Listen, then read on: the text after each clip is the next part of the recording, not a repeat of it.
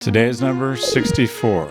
That's the percentage of top 100 podcast hosts who are men. Ed, I've, no joke, received a bunch of messages or funny jokes about our podcast. Some of my favorites. Podcasts are what happens when someone realizes no one in their actual life wants to hear them talk, so they export the suffering to strangers. It's so true. Like, no one in my family gives a shit what I think. Wants to hear me talk about anything. And then this is the one I like about Prof G Markets. Listening to Prof G Markets is like willingly signing up for a financial colonoscopy, invasive, revealing, and somehow you walk away knowing you need to get your life together.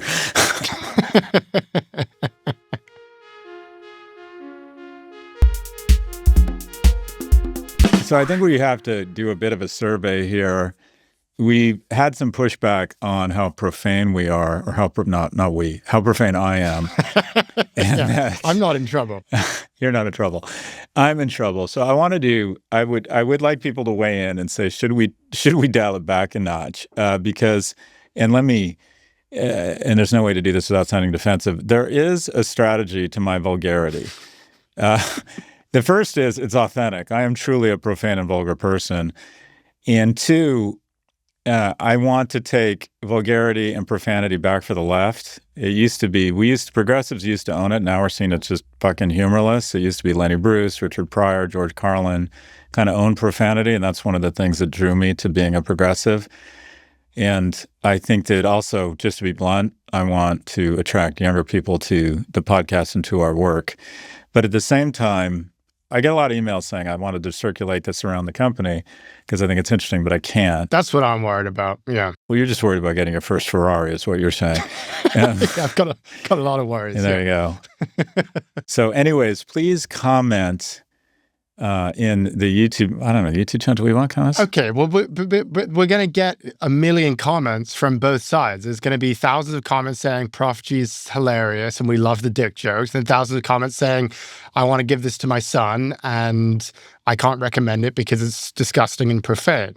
So this isn't really going to solve your problem here. I think you need to decide and just take some executive command here and just make the call. Because you're right, there's a balance that we're trying to take into account.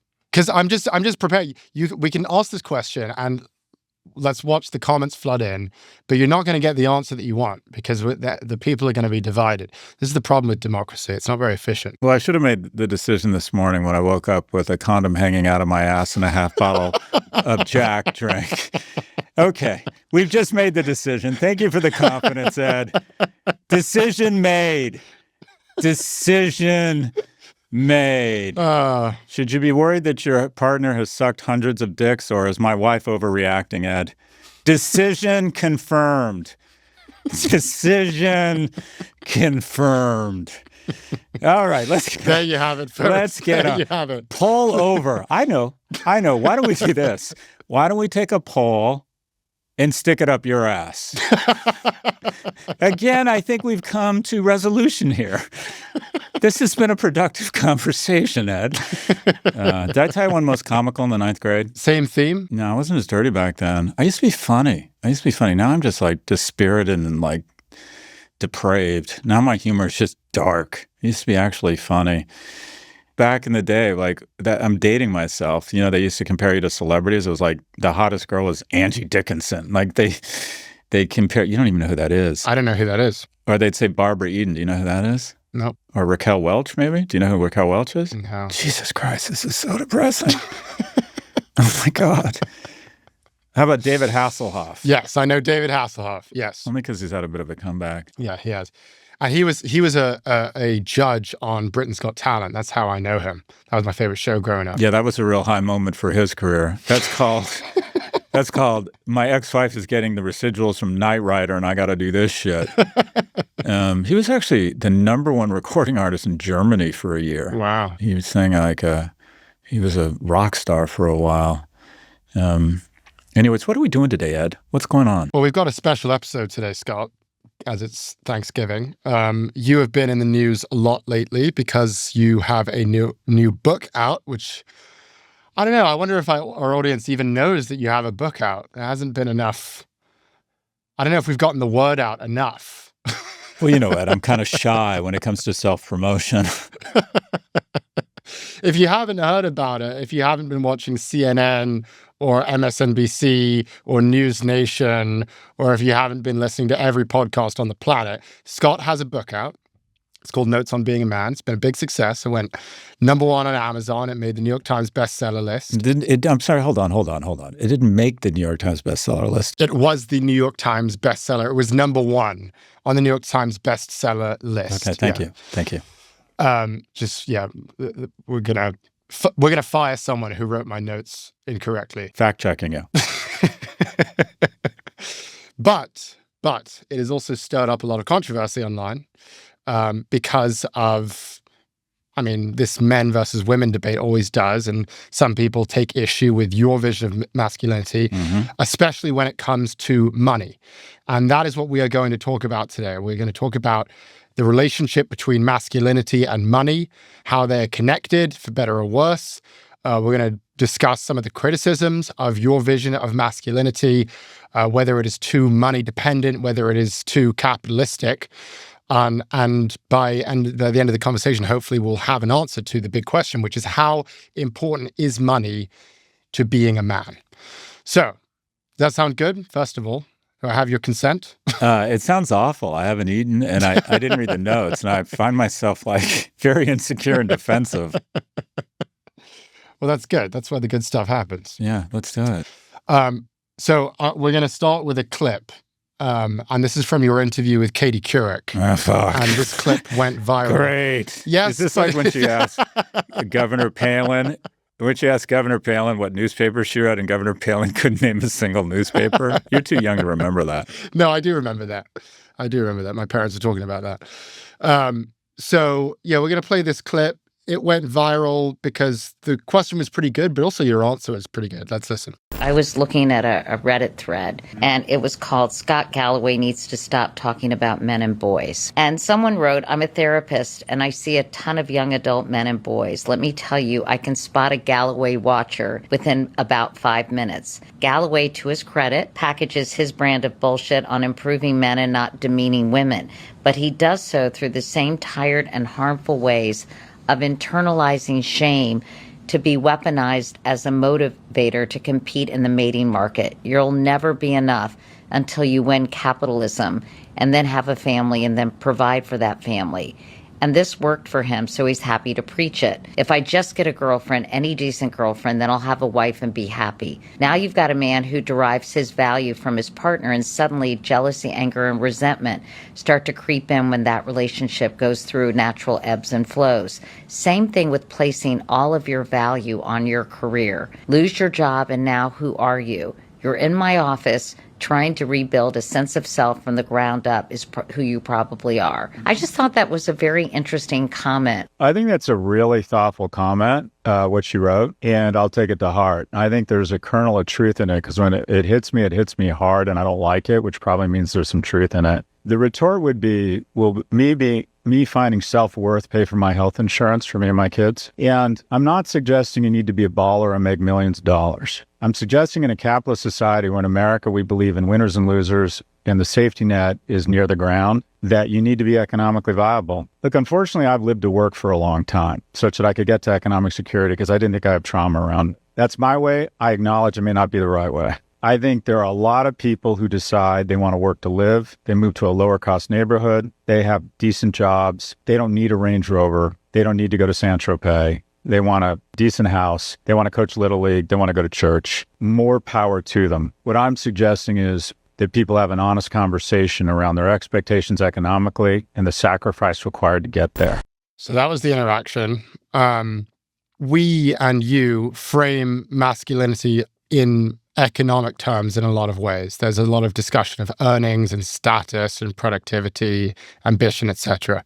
So just your reactions to the clip, and then as a larger question for this conversation, the question is, to what extent does money impact your understanding and your conception of what it means to be a man? So I think a really fair criticism of the book is that I reverse engineer what's worked for me to advice for everybody. And that what's worked for me is to try and take risks and initiate conversations with strangers and demonstrate kindness and establish a large friendship group and ultimately establish what have been really rewarding friendships, mentorships, and romantic relationships for me. And that also the stress I had as a younger person was related to economic scarcity or not having enough money. And so working really hard, which came at a cost, in developing economic security has been very rewarding for me. And I reverse engineer back from economic success and having a partner to what everyone should do. And it's a fair criticism to say, well, just winning at capitalism and having a romantic partner, some people, A, may choose that that's not their priority, and B, may not have those avenues accessible to them, and they still should be focused on how to find purpose and deeper meaning such that they can be happy even if they don't achieve either or both of those things. I think that's a fair criticism.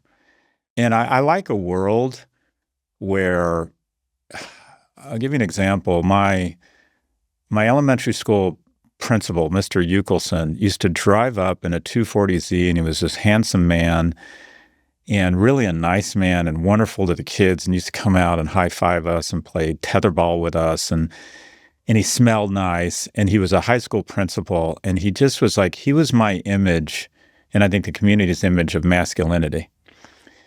And I don't think that's no longer the case. I think that, unfortunately, because America has become so driven on money, your healthcare is different, your mating selection set is different, your opportunities for influence, everything is just so driven by money now in the U.S. The life you can lead if you're wealthy is so extraordinary, and the life you lead is so awful if you don't have money, that I'm down for a world where we return to having greater respect for our military. The guy who gets up and works a solid 8 hours at a good job doesn't have to be a great job. A guy who's interesting and funny. Unfortunately, I don't think that's the world we live in any longer. And that men are disproportionately, especially young men, are disproportionately evaluated based on their economic viability. And I'm down for the world where character starts to override, where the most admired person is someone with high character, not someone worth $400 billion. So I'm down for that world. I just don't know if that's the world we live in. And I do stand by the notion that as a man in a capitalist society, you are going to be unfairly and disproportionately evaluated based on your economic viability. And I'm not suggesting you need to go to work for Goldman Sachs, but you need to have a plan. You need to have the discipline to spend less than you make, pursue certification, demonstrate grit, work hard, such that at some point you might be in a position, should you choose to, be able to support or at least be a large contributor to the family. And unfortunately, the world, potential mates, and probably most importantly, yourself, are going to be very harsh on you if you are not able to establish economic viability. The likelihood of divorce doubles when the woman in the relationship starts making more money than the man. The use of ED drugs triples. And I think there is something to the notion that we need to recognize that women have borne the majority of the emotional labor at home and haven't been adequately compensated or recognized, and that modern masculinity needs to have some form of reward and celebration of modern masculinity. And at my last stop for the Pivot Tour, I got the opportunity to highlight two of my mentors who are role models for me. And one was my best friend's stepfather, who met my friend's mother when he was 23 and she was 30. They were in law school. She had 2 kids. They got married. They'd been together 55 years. He was the ultimate kind of California stud, this super handsome guy, first guy that took me and Adam to go work out with weights, and then took us to this cool sushi place. And as his career grew, he was a great provider. The California dream of cars just kept getting better. He had a 240Z, then he had a Porsche 911, and then he had the ultimate expression of masculinity and California dream and lifestyle of Ferrari. But for the last 12 years, he's been taking care of his wife of 55 years, who is struggling with pretty late stage dementia. Mm. And I think almost anyone I know would have put her, decided to put her in an assisted living facility. And I'm not exaggerating, Ed. This guy this guy is just a full-time caregiver.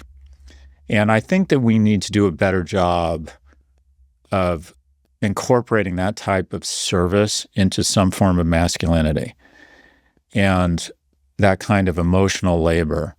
And I need to choose the right words for it, because I don't even think it's like you have to be, provider has to take on more dimension. So, I mean, the honest truth is I still have work to do around this. And I think that's a valid criticism. The shit that pisses me off that's all over TikTok that just isn't accurate, and I can tell it's someone just wants to be angry and draft off the algorithms, is when they start saying, here's another man that's blaming women. I do not blame women. I think I just don't. If you read the book, I blame young men themselves that need to step up. Men my generation need to get more involved in their lives. Societal transfer of money from young to old, which has disproportionately hurt young men. Big tech. But the last people I blame, I say, look, women's ascent is young men and everyone else would have been much worse off if we had not welcomed women into the workforce. And women should not lower their standards. Men need to raise their game, so to speak. So that's the pushback that I seem to be getting a lot online, where I know they haven't read the book. And I understand the gag reflex, because people immediately assume you're Andrew Tate when you start advocating for men. But just to circle back, I think that criticism is accurate. The only thing I would say is that every time I hear a therapist, every time people start off, they start off with, Scott Galloway is a professor of marketing. He doesn't know what the fuck he's talking about. I'm a therapist, and I do know what I'm talking about. That's fair. Although I will say I've done a decent amount of research on the topic. And they always go to, men need to work on themselves. And it's like a therapist sees is a hammer, and everything they see is a nail or a need for therapy and working on yourself. And I would put forward that I think therapy is a great thing. I've recommended it for a lot of people. I think it can be very helpful. But I think if we can create a society where more young people have the opportunity to have a good job and find a mate, that almost everything else is going to fall into place. And that the majority of America cannot afford to go on a ketamine journey and therapy to discover their true purpose. And that if you give them a good job and a chance to find someone, and should they choose to raise a family, that's going to solve a lot of problems we face. I think your point, which is something that ought to be said, is that money plays a larger role in masculinity than we'd like to believe. 100%. And the studies that you reference kind of elucidate that. The study of marriages, where they find that the less money the husband makes and the more time the husband spends unemployed, the higher likelihood that the couple gets divorced. And the reverse is not true for women. If the woman is not making a lot of money, it has no impact on the likelihood of divorce. We've also seen it in the studies of online dating, where we found that men who have higher incomes receive 10 times more profile visits than men who have lower listed incomes. And again, the reverse is not true of women. Men don't care about the income. And by the way, I understand that this is all heteronormative, but this is the conversation, this is the nature of the conversation. We're discussing largely here the relationship between men and women. That's the research that shows us that actually money seems to play a role here. And I think that's the thing that you're trying to put out there, that perhaps the therapists haven't really recognized for a long time in the national conversation. It's all fine and good to say, oh, work on yourself. But if you can't make any money and you can't provide for anyone, and that we are living, as you say, in a capitalist society where you are measured on these things, then that makes your life a lot more difficult. It would probably be easier if you just had a solution which said, bang, here's some money. So that's one side of it. On the other side of it, these studies have all been talked about a lot by the incel influencers who you reference there. And there is a growing movement online called the Black Pill movement, which talks all about this. And it's basically this growing ideology, specifically among young men, many of whom identify as incels, involuntary celibates. They want to have sex, but they can't have sex. And the idea is that all that women really care about when you get down to it is money and status. And you can kind of get away with it if you're attractive, but if you're not attractive, the only way to find a girlfriend, the only way to be loved by a woman is to accumulate wealth and power. This is what a lot of young men believe now. Mm-hmm. And it has given rise to some very controversial figures whose views you probably do not agree with. Andrew Tate, as an example, who has said, quote, women want money and they use love to get it. Nick Fuentes, another example, he said women want the man to be rich and they want the man to provide. Myron Gaines, who's another sort of incel influencer. These are all controversial people who are in many cases self-described misogynists. I mean, a lot of their actual belief is that women are worse than men or dumber than men or deserve a lesser role in society than men. But their beliefs also about money and about masculinity in a lot of ways overlap with yours. This idea that we need to be talking more about the very large role that money has to play in masculinity and in men's ability to attract potential mates. So I think the big question to think about is, what makes your conception of masculinity different? I think most people, anyone who knows you even slightly, knows that you're not Andrew Tate. You have a very different message. But what they're right in identifying is that in some ways, the ideas overlap, specifically when it comes to money and how important that is in being a man. So how would you respond to that? And what do you think of that? So one of the most dangerous things about quote unquote the manosphere is I think it starts off pretty positive. Be action oriented, be fit, make money. And then it just comes off the rails. And the reason why you make money is not only to attract mates, but to dominate them, to put them back in the 50s where they're barefoot and pregnant and their needs, wants, and desires are subjugated to yours. And they're basically just a support system. They're just basically IV nutrition for your awesomeness. And that's just not, the far right recognized the problem first. The problem is they want to take women and non-whites back to the 50s. And we now live in a world where women, when we leveled the playing field, women not only caught up, but in many fields they blew by us. Now, where I do unfortunately think the world has come off the tracks and we need to push more money back into the middle class such that people can have some reasonable semblance of a life without making a shit ton of money. $25 an hour minimum wage, universal child tax credit, lower the cost of education. It has become such the Hunger Games where the temptation to try and find someone who has money is the difference between a bad life and a good life. And so I think a lot of this is structural. I don't blame, I mean, quite frankly, the importance that people place on money as sexual currency for when evaluating males, it's actually gotten worse. You would think as we become a more progressive and enlightened community that people would be more evaluating men on their kindness or their character. And it's gotten worse. And it's not because we're less evolved. It's because that America has basically become the best place in the world for people with money and the worst place in the world for people without it. And so the temptation to try and find a partner who has economic viability is only increased. At the same time, men have to get past themselves and realize that there are different ways to be a provider. When my partner got a job at Goldman Sachs and was making more money than me, I did step up and got home for bath time and tried to be really supportive of her because at that moment she was better at this whole money thing. And also, there's different types of being a provider, trying to stay engaged in the marriage, trying to pick up the emotional and logistical support. The reason why divorce rates have skyrocketed is there's some good things in the sense that women no longer feel economically indentured to men. They have more freedom. But two, as women have ascended economically, men have not matched that ascent domestically or emotionally at home. So a lot of women are just bottom line waking up, and the 7/10 who do the divorce filings, women are saying, this is no longer a good transaction. So I just don't think there's getting any way around it. Women, unfortunately, society, women, and men themselves have placed a disproportionate, increasing amount of emphasis connection between mating currency and economic viability, or making a lot of money. Because now just making a good living doesn't seem to get you a lot in the U.S.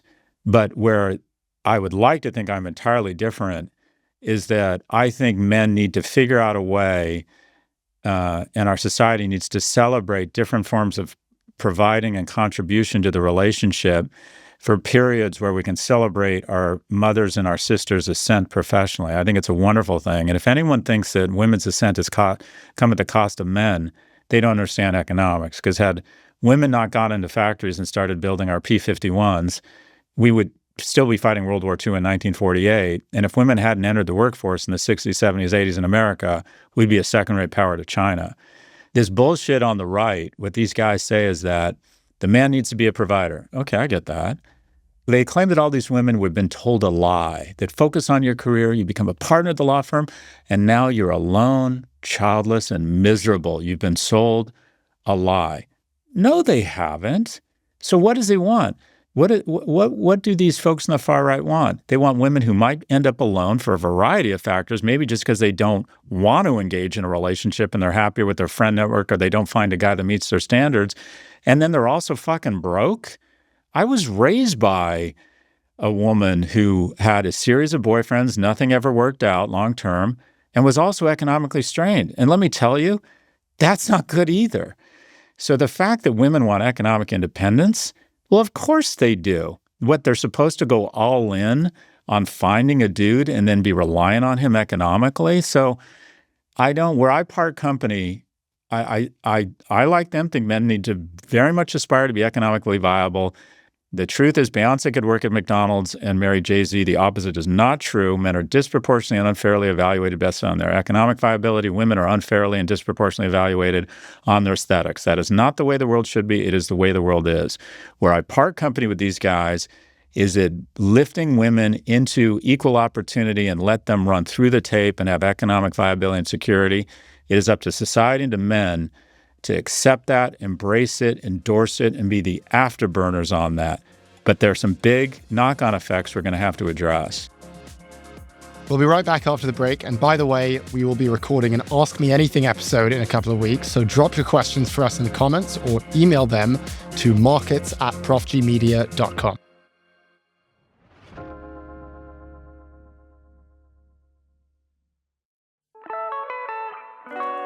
Support for the show comes from Grüns. Even when you do your best to eat right, it's tough to get all the nutrition you need from diet alone. That's why you need to know about Grüns. Grüns isn't a multivitamin, a greens gummy, or a prebiotic. It's all of those things and then some at a fraction of the price. And bonus, it tastes great. All Grüns daily gummy snack packs are vegan, nut, gluten, dairy-free, with no artificial flavors or colors, and they're packed with more than 20 vitamins and minerals, made with more than 60 nutrient-dense ingredients and whole food. Grüns ingredients are backed by over 35,000 research publications, and the flavor tastes just like sweet, tart green apple candy. And for a limited time, you can try their Grüny Smith apple flavor just in time for fall. It's got all the same snackable, packable, full-body benefits you've come to expect, but this time, these taste like you're walking through an apple orchard in a cable knit sweater, warm apple cider in hand. Grab your limited edition Grüny Smith Apple Grüns, available only through October. Stock up because they will sell out. Get up to 52% off when you go to gruns.co and use the code MARKETS. We're back with Prof G Markets. This idea that women are disproportionately and unfairly evaluated based on their looks, which I agree with. I think that is the nature of biology. As is being a provider, Ed. And this is what I'm going to get to, which is the same thing is true of being a provider, which is where, if that is true, I start to run into issues with when you say, if your wife is better at this whole money thing, then part of what it means to be a man is to get out of the way. As you say, your wife was making more money working at Goldman Sachs. You decided to come home and take care of the kids, which I like that as a story. But it's hard to fit it in with this framework if we're agreeing that money is systemically important to what it means to be a man, not because of the money, but because of this providing aspect. Then how do we also say at the same time that being a stay-at-home dad is also what it means to be a man? And I'm not saying that it's not what it means to be a man, but I think that needs to be defined. I mean, what is it about you coming home early while your wife is out making more money than you that you believe does fit with what it means to be a man? In what ways did it actually make you feel more masculine, if at all? It didn't. I mean, if we're going to have an honest conversation, we should have an honest conversation. I think deep down, when I meet a dude that's a stay-at-home dad, I don't meet him very often, but I usually do. I think, oh, dude's not a player. Dude couldn't hack it in the professional world. It's a terrible thing to think, but I think it. And I think, oh, she had to settle for a dude that can't make money or can't make enough to justify the childcare. And I think the majority of the world looks at that person that way. And no matter how many subscriptions to the Atlantic or the New York Times we have, I think people are going to instinctively have that reaction. And the question is, how do we train our society to be a little bit more forgiving or a little bit more rewarding of the emotional labor that women provide when men start providing it? But you're fighting instinct. I mean, there's just no getting around it. And the question is, what do you do about it? I would argue that things like universal childcare make it easier for both people to try and find some level of work. Because I think where relationships that I've seen kind of come off the tracks is that the man's not economically viable at all, and they can't even afford for him to try and go out and workshop a career because childcare is so fucking expensive. And I think there'd be less anxiety in households if both people could contribute economically. I think most men want to work. I mean, more power to you. I'm making reductive statements, and there are now, I think it's 16% of households where the woman's the primary or makes more money than in dual income households. I think that most men would rather, and this is maybe not true of all men, I'm making huge generalizations. I think we need to provide families with less economic angst, such that if in fact women who want to leverage their excellence academically, the fact that they're finally getting their due professionally, if they're making more money than the man, that's fine. But I think we need to level up all young people such that more people have economic viability in the marketplace, which I think just as it disproportionately hurt men when younger people had less opportunity, I think it will disproportionately help men when we put more money in the pockets of young people. Because I don't think it's the woman making more money that causes divorce and anxiety. I think it's the woman just, quite frankly, contributing way more on all levels. And it's like, okay, boss, this, at the end of the day, a relationship is somewhat of a transaction. And so I think just giving young people more opportunity to both have jobs and contribute economically. And I just still think the dollar sign next to the dude is still unfairly a sign of his manhood. And I'm not sure that we're going to be able to starch that out in years or even decades. I think it's going to take hundreds of years. I just think that's instinctively how we evaluate men. So what is the answer? What if it's how you evaluate men? What if it's you believe that that the dollar sign holds a lot of weight? And by the way, just to be clear with you, I feel the same way. But I want to play out the argument from, say, the therapist or, say, the woman who disagrees. What if the woman says, no, you don't get it. Actually, I don't care about the dollar sign. I care about something else. And I have theories on what I think the something else is, which I will share in a moment. But what would you say to that? Or do you believe that maybe they like to tell themselves that, or we like to tell ourselves we don't really care about it, but ultimately we do? My personal experience is that when I was a professor at NYU Stern making 160 or 180 grand a year, and my partner at the time, we had just had a kid, and she got a job making $300,000 at Goldman her first year out of business school. I didn't feel less masculine. I definitely didn't feel more masculine, but I saw us as a team. I was contributing to the relationship. I stepped up. Stepped up with domestic work, taking care of the kids. I did bath time. I took the kids. I don't know. I'm doing some virtue signaling here, but yeah, I did step up, or I like to think I stepped up. And it didn't make me feel less masculine because I was, in fact, still working. Now, in terms of the actual data, it's only getting worse. And that is, look at the dating apps. Men who are wealthy get so much more attention. Yeah. And if you look at, everything around, what are your minimums? The whole 6 feet, 6 figures thing. Because we live in a Hunger Games-like economy now, I just think that it's become, and I hate to say this, it's become increasingly important. And all the data, 75% of women say economic viability is key to a mate. It's 25% for men. Women say there's a lot of dissonance. I want a sensitive man. I don't think women want a sensitive man. I think they want a guy that notices their life. but I don't necessarily think they want an overly sensitive man. I don't think they find that attractive. So there's sort of how people respond in surveys and what they write editorials in the Atlantic on, and then there's actually how people actually decide who they want to sleep with. If the dude's making 80 grand and the female in the partnership's making 120, I think that marriage survives. That's okay. It's not a scorecard. But when the woman is making 120, the dude's making nothing, and he's not great at home, and he's a fucking insecure mess because he's hard on himself, that guy becomes really unattractive.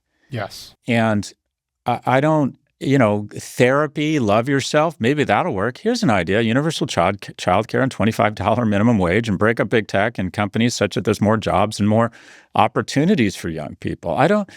The only place I go here to try and solve this problem is to hope that we evolve and that we continue to talk about emotional labor and how men can contribute on a variety of levels. But my solution is to put more money in the pockets of young people, level them up such they don't experience the economic anxiety that ends marriages. But I think the reality is it's only gotten worse in terms of society, a man's view of himself, and a woman's view of his sexual currency as being increasingly correlated, not decreasingly correlated, to how much fucking money he makes. And society in America has made it such that the difference between having money and not having money is, as I said with Katie, okay, you've worked on yourself. Great. Is that going to get you health insurance for your kids? So I don't like the world we're living in. My attitude is, how do we fix it? And my viewpoint is massive programs to put more money in the pockets of all young people.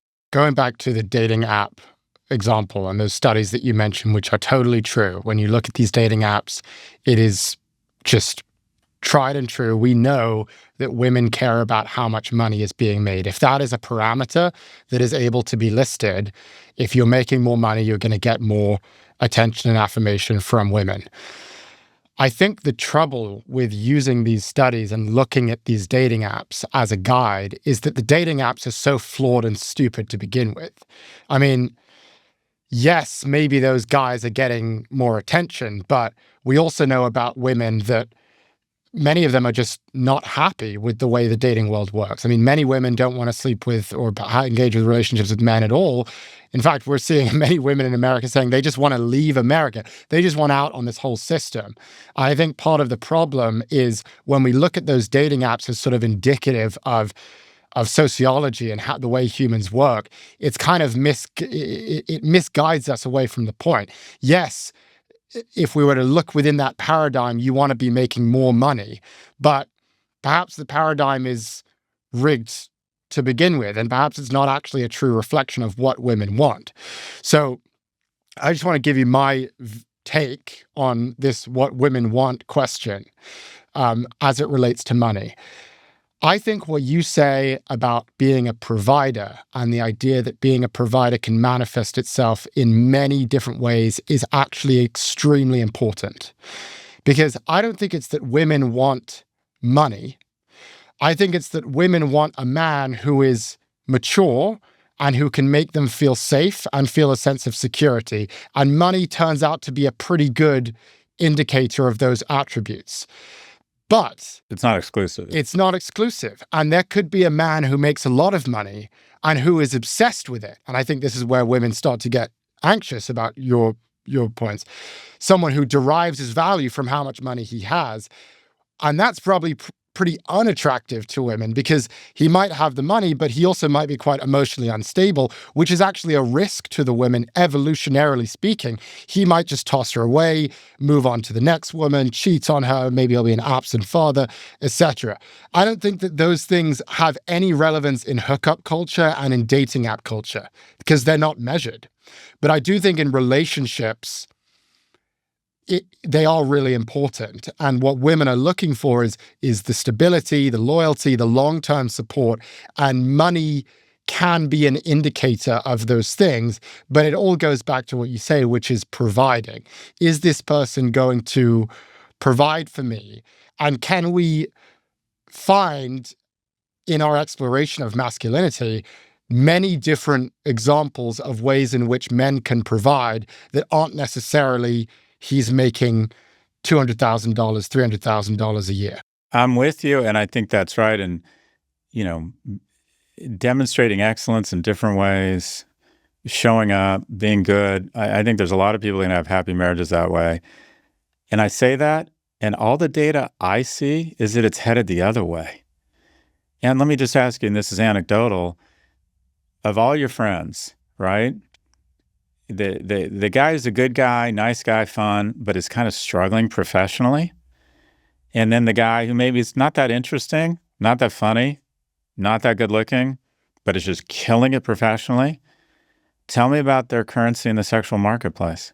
So I was with you on the guy who's struggling is not going to have value in the sexual marketplace. The guy who's killing it but isn't funny or interesting or magnanimous or charming, I don't think he's anywhere either. Yeah, good for women.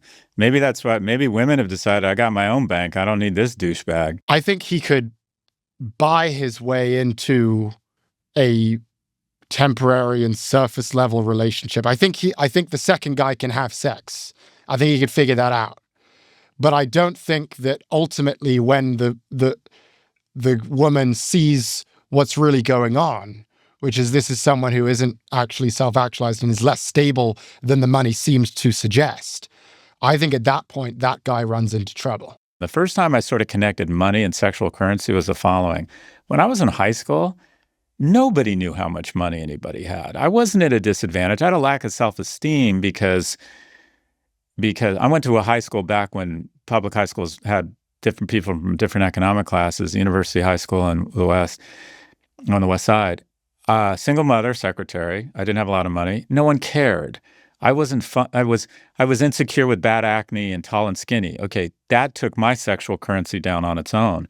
But the kids who were from rich families, they had nicer sweaters maybe, and you heard about their nice, but no one really cared. I got to college, and I was in a primarily Jewish fraternity. And these kids were all super ambitious. I think 2/3 of my pledge brothers went to law school or medical school. And I remember the Little Sister chairman. We have this ridiculous thing called Little Sisters where a bunch of women show up and become your little sister. It's basically the women who are going to hang out and like your fraternity and come to your parties and eventually maybe get boyfriends there. And I remember looking at the list from the guy with the Little Sister chair, and we had like 4 times the number of seniors applying to be Little Sisters as freshmen. And I said, that doesn't make any sense. And he said, oh, no. He said, we Jews aren't nearly as popular with the freshmen because they're going for the whatever you term. He goes, by the time they're seniors, they start going for the doctors and lawyers. And it was like, I realized it was the first time I connected money and success to sexual currency. And my observation as I've gotten older is in the last 40 years, it's just gotten so much worse because the opportunities, the upside's so much greater if you have money and the downside's so much worse if you don't.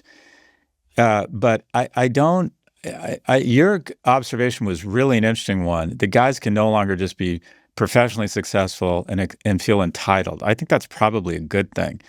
And I think women having the confidence, some of the research shows, there's this cartoon of a woman in her 30s who never found romantic love. What a tragedy. She's in the windowsill thinking about antidepressants and feeding her 7 cats and looking out on a rainy day. Actually, the research shows she's fine. Yeah, maybe she would have liked to have had a family, but she's okay. If a dude hasn't cohabitated with a woman or been married by the time he's 30, there's a 1 in 3 chance he's going to be a substance abuser. Widows are happier after their husband dies. Widowers are less happy. It ends up that men need relationships more than women. And I think a lot of women are doing the math and going, you know what? I make a good living. I find the offering out there, I find the products being offered out there are not appealing to me. And I'm no longer economically indentured. And maybe I can have a kid on my own. Maybe I don't want to have kids. And so at the end of the day, the only thing I don't like about the incel movement, I think it's the V-cell movement. I think they're kind of voluntarily celibate because they have given up working on themselves. I was an incel until I was 19. I would have liked to have had sex much earlier than that. So I worked on myself. I worked out. I took Accutane to clear up my skin. I got a plan. I went to UCLA. I developed a kindness practice. I developed the ability to approach a woman and have her reject me and then realize I was okay the next. I started hanging around with interesting, funny people that indicated I was interesting and funny. I worked on it so I no longer would be celibate. That was tremendously motivating.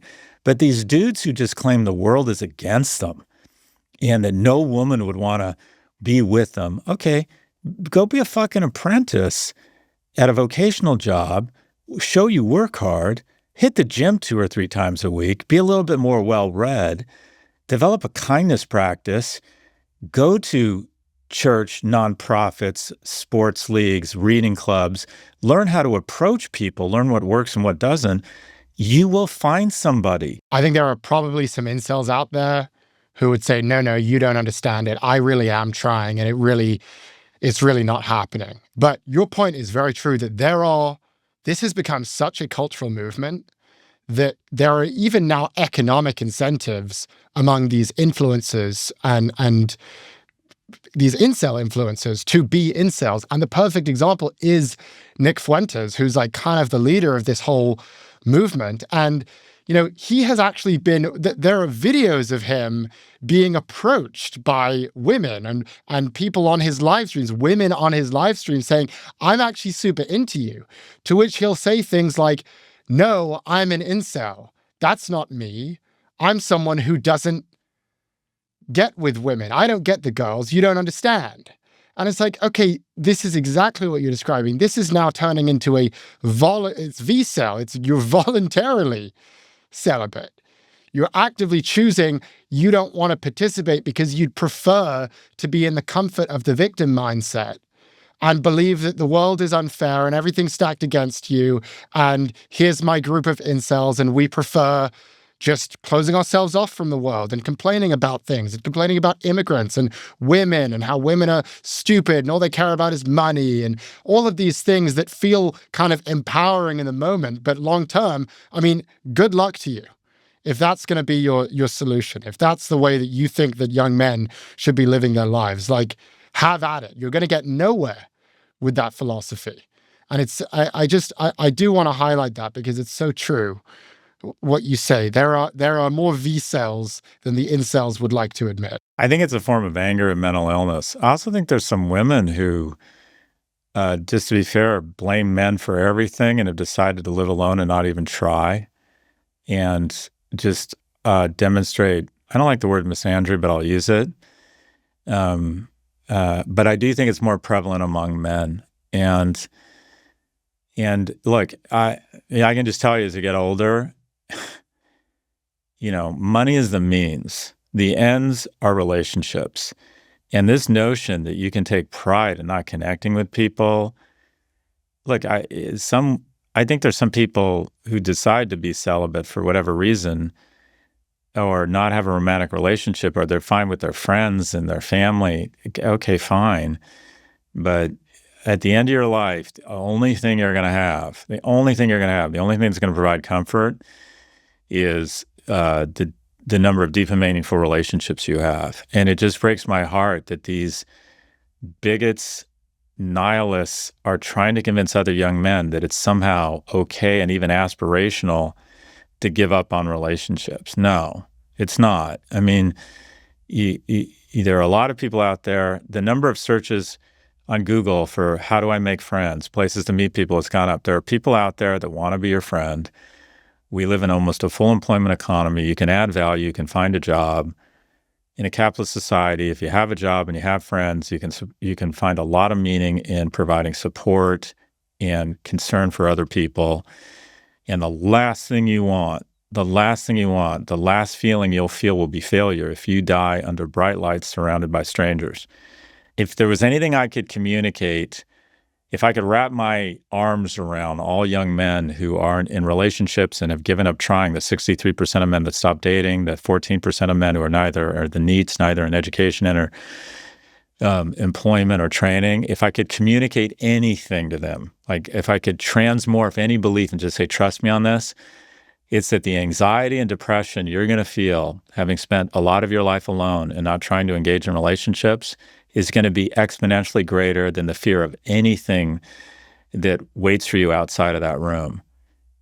Get out, take risks, endure rejection, level up, work out, try to have a plan, try to be kind, try again, and, make friends, make mentors, make mates if you can. That is the whole shooting match. That's it. I just don't buy. And these guys going down these rabbit holes online, oh my God, that's a future of anxiety and self-loathing. We'll be right back. And for even more markets content, sign up for our newsletter at profgmarkets.com/subscribe.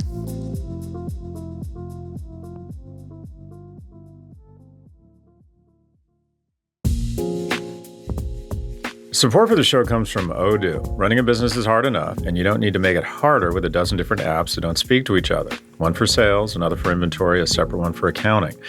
Before you know it, you find yourself drowning in software and processes instead of focusing on what matters, growing your business. That's where Odoo comes in. It's the only business software you'll ever need. Odoo is an all-in-one, fully integrated platform that handles everything. That means CRM, accounting, inventory, e-commerce, HR, and more. No more app overload, no more juggling logins, just one seamless system that makes work easier. And the best part is Odoo replaces multiple expensive platforms for a fraction of the cost. It's built to grow with your business, whether you're just starting out or you're already scaling up. Plus, it's easy to use, customizable, and designed to streamline every process. It's time to put the clutter aside and focus on what really matters, running your business. Thousands of businesses have made the switch, so why not you? Try Odoo for free at odoo.com. That's ODOO.com.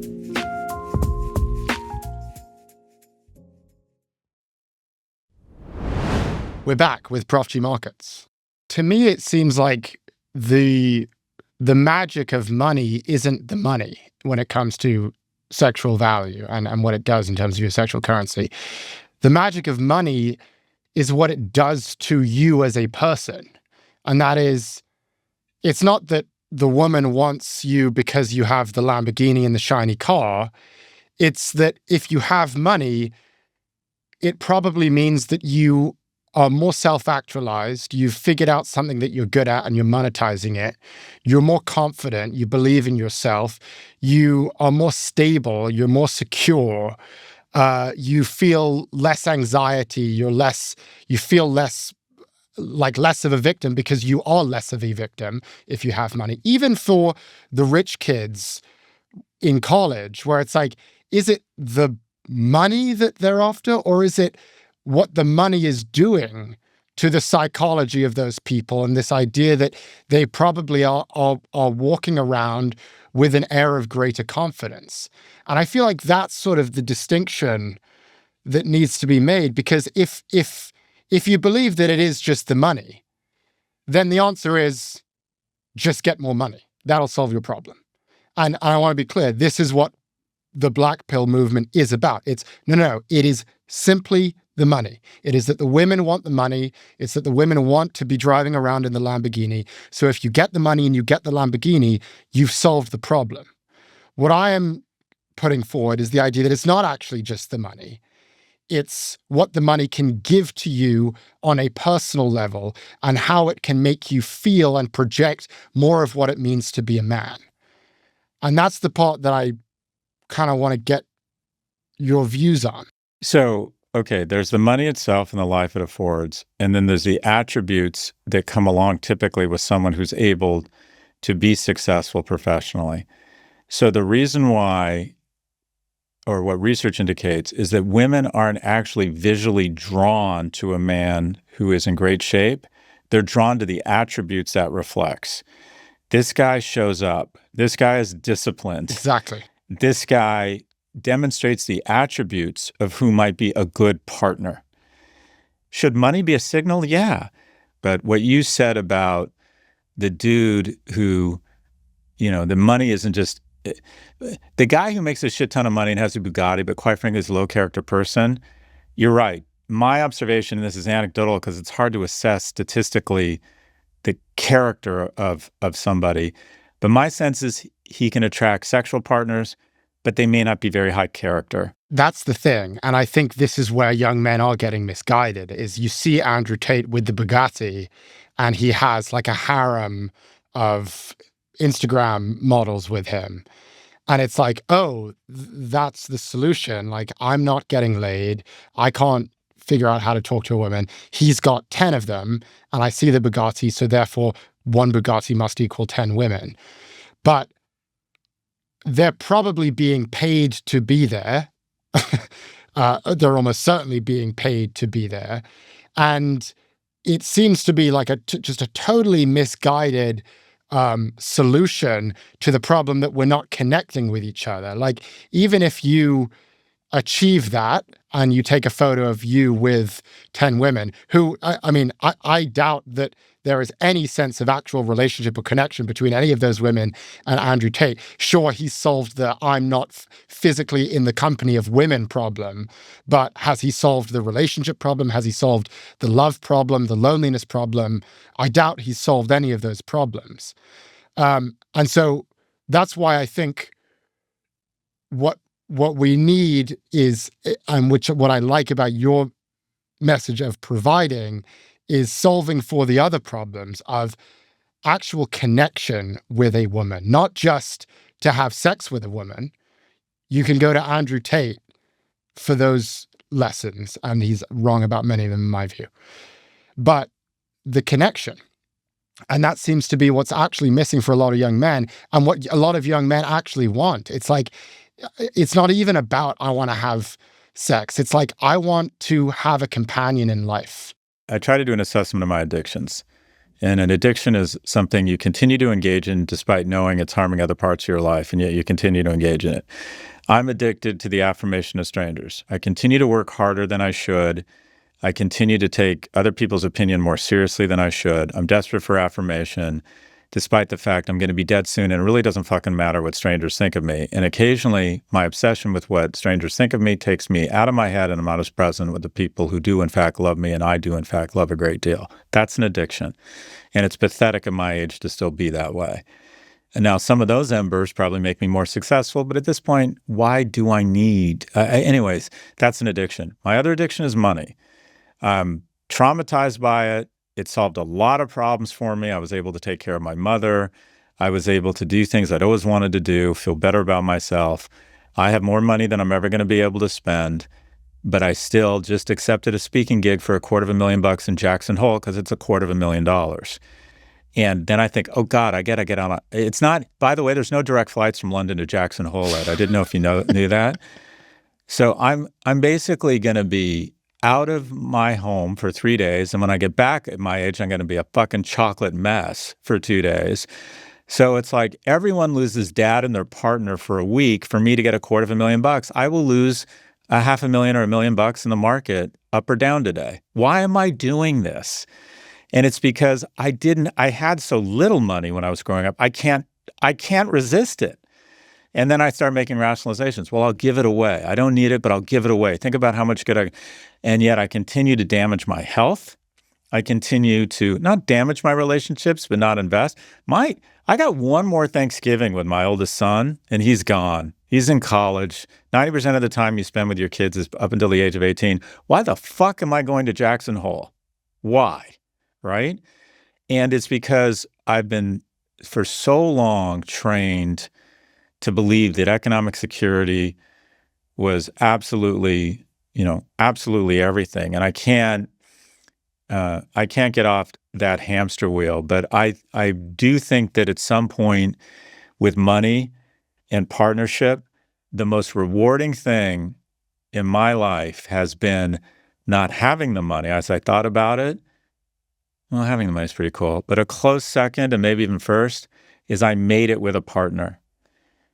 The funnest thing about money is the making it, not even having it, I don't think. I mean, it's great to have it, but if you can find a high character partner and you demonstrate character and you build something together, that is disco. Because I think if you have a lot of money, I think sometimes if you're not a high character person, as you said, the people you're going to attract aren't necessarily what I'd call high value people. They may not even like you. Yeah. But the real high character, high value women, they get Ed Elson. They get a nice, attractive, balanced guy who's a fucking baller professionally and is going to be able to provide.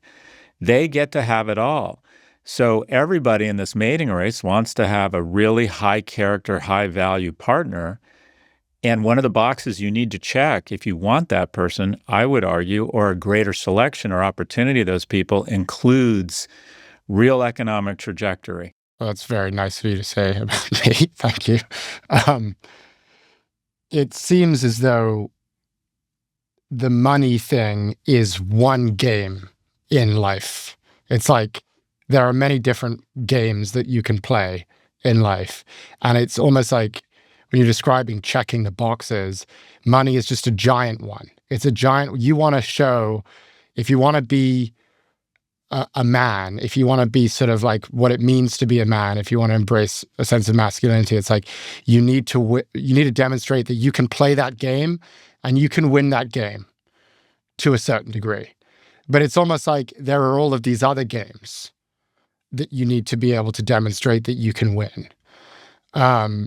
You need to be able to demonstrate that you can be dependable emotionally, that you can be kind, that you can sort of handle a lot of pressure and you don't crack.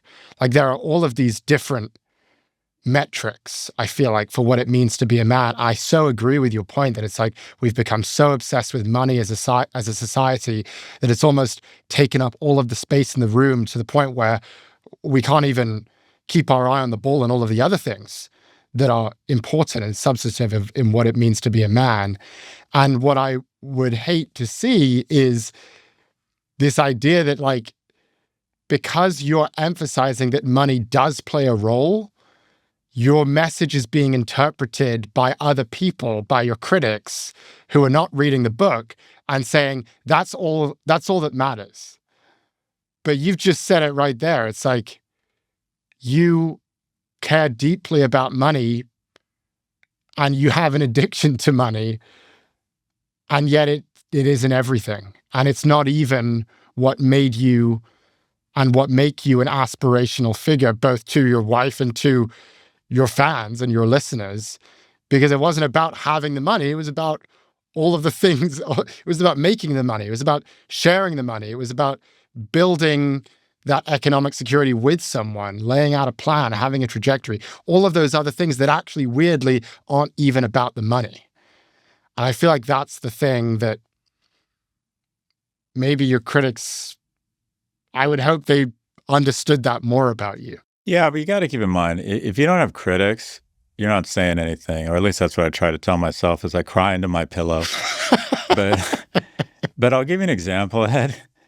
I have traveled 180 days a year for 30 years, and it's usually on someone else's dime, so I stay at beautiful places. And inevitably, I'll be at the George Cinq in Paris, or I'll be at I don't know, whatever it is, the Amen in Tokyo. And inevitably, if I'm alone, I get upgraded to some ridiculously fat fucking suite. Inevitably. And you know what? How much value registers when you're alone in that fat fucking suite? I'm not exaggerating. I've gotten upgraded, and I call and I say, how much does this room cost?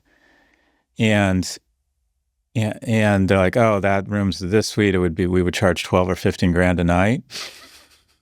It's worth $300 to me because that's what I can get a bed for. If I'm not there with someone, it's meaningless. Yes. It's meaningless. It's like, it doesn't register. If I can't share it with somebody, it has no value. I mean, literally, it's like, it didn't happen. Who cares? And it's not only like, okay, I could be dating a model and she would be really into it and, be impressed by me. What you want is, I mean, the real goal is, even if it's like a decent hotel at Disneyland with your kids, you can like go to sleep with someone and you built it together. And it's like you get to do these great things because you have this great partnership and you get to share it. And I think getting to stay at some tacky hotel in Disney World that you saved up all year on, but that the kids are next door and you're with someone you enjoy, fuck, that is so much more rewarding than being alone in a $12,000 suite at the Almond. What I worry about is that there's so much wrapped up into self-esteem, the way society evaluates you, that as a young man, if you don't at least develop a plan for economic security, just a plan. You don't have to show up with the Range Rover, the Panerai, but I'm going to vocational school. I'm getting my GED and I'm going to vocational school and I'm going to be a plumber's apprentice, or I'm working for a company that installs, cabinetry, and this is my plan. And you demonstrate discipline. No, I got to go home. I got to get up early. I work hard. I think that's a pretty decent path. And I worry that big tech seducing men offline or seducing them to go online, that they're not developing confidence, they're not working out, they're not around people to develop social skills, that they're just literally like shutting off all the arteries to relationships. And they're going to wake up, and even if they get to money, even if they figure out that, oh, maybe I'm wrong, maybe Andrew Tate's crypto trading platform they can make millions on, and they wake up with $1 million, they're out of shape, they're anxious, they see women is just like, what they envision a woman is based on the porn they've consumed, and they really never have a true partner. What I would offer up, unfortunately, is in order to get to that good partnership, it's going to be really difficult if you don't demonstrate as a man economic viability or the potential to be economically viable. It's unfair. It shouldn't be as big as important as it is, but it is. But maybe also it isn't unfair. Maybe it's unfair in terms of how difficult it is to make money today. That's part of the unfairness of the system that we're living in 2025.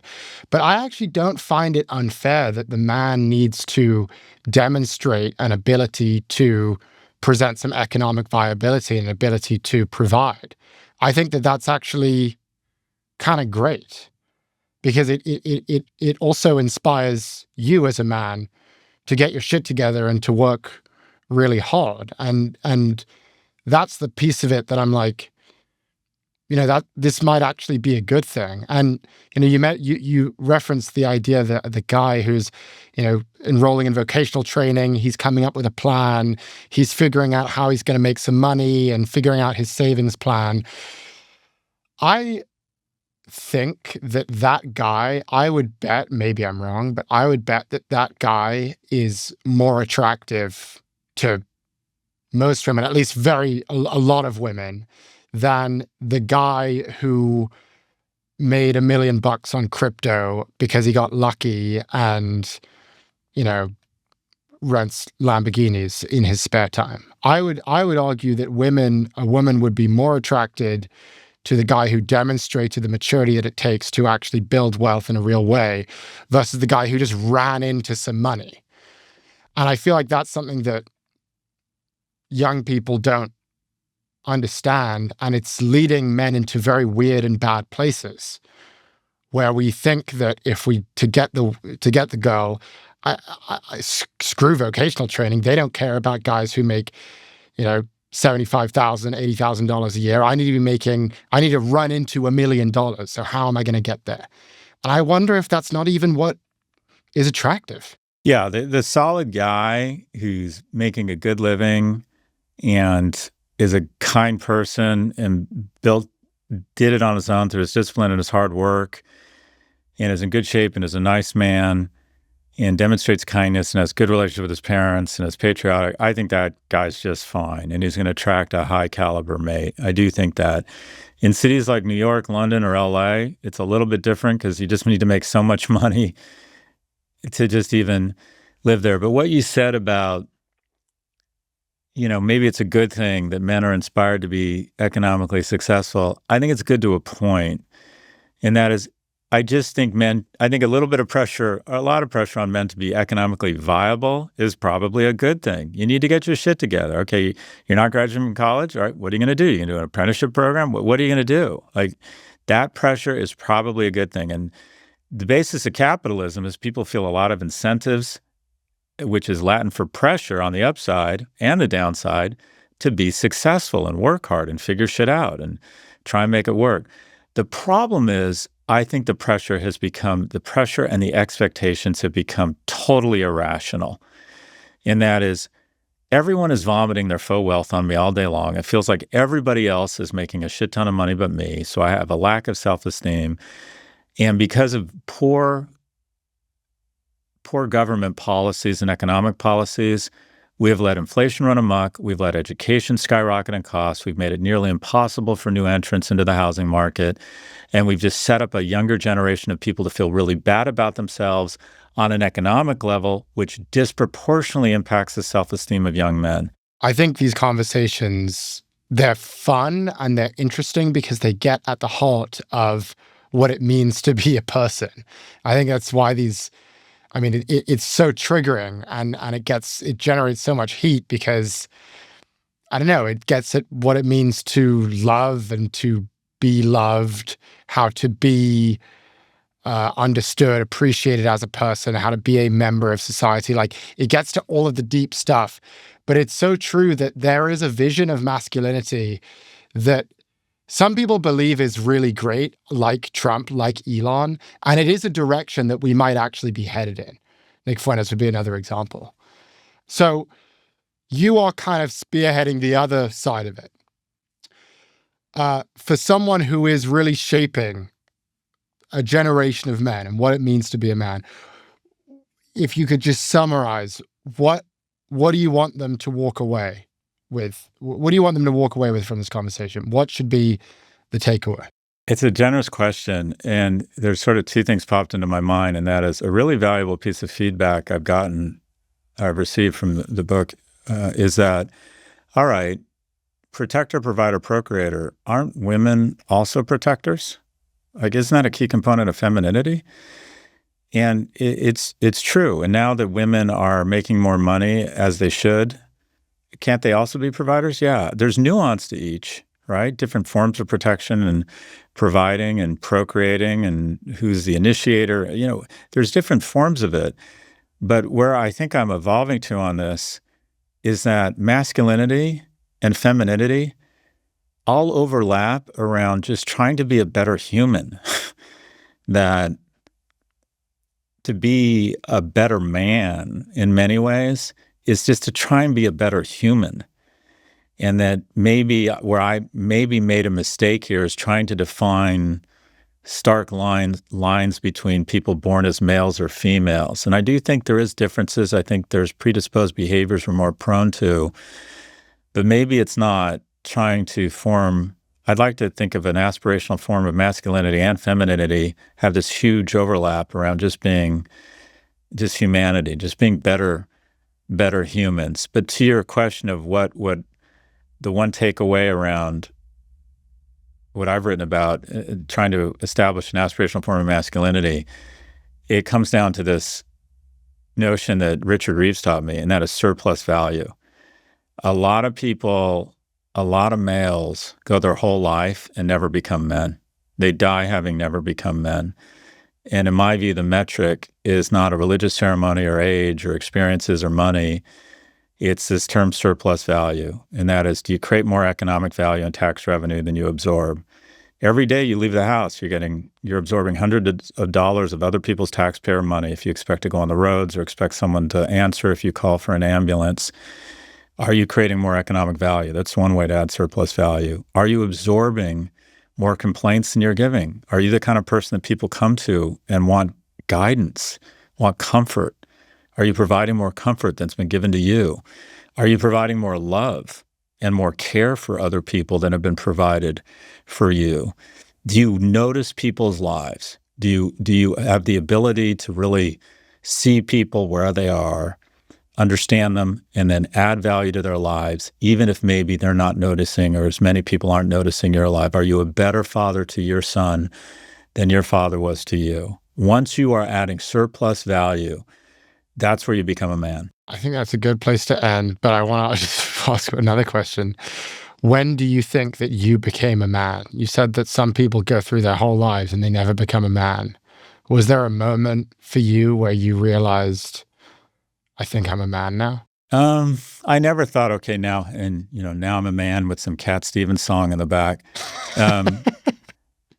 It's very passé, but it comes down the two big moments for me where I think I started to kind of slip into manhood were one when my mom got sick, just recognizing I needed to step up and I needed to take care of my mom. And again, a lot of it came back to economics for me. I think I've told you the story. My mom got very sick. I couldn't afford to get her a nurse. It was just very humiliating and upsetting for me. And I got very serious about getting my shit together such that I could take care of my mom, because she had always taken care of me. And I think I assumed, oh, that's just the way of the world. People take care of me. That was a wake-up call that I needed. And then not when I had kids, but a few years after, when I realized, okay, you're not going to have fabulous brunch with amazing hot people this weekend because you're taking care of your kids, and they're awful and they're selfish and they're assholes. But that's what this whole shooting match is about, is you're there to go to the seventh circle of hell called a birthday party for 2-year-olds and see all the other dads finally giving their wives an afternoon off. But like thinking, okay, for the first time in my life with kids, I've thought, their well-being and success is more important than my well-being and success. And that was such an alien feeling. Yeah. And I've leaned into that around some of my other relationships. And I think that is a pretty decent litmus test for what it means to be a man. Thank you for listening to Prof G Markets from Prof G Media. Tune in tomorrow for a fresh take on the markets.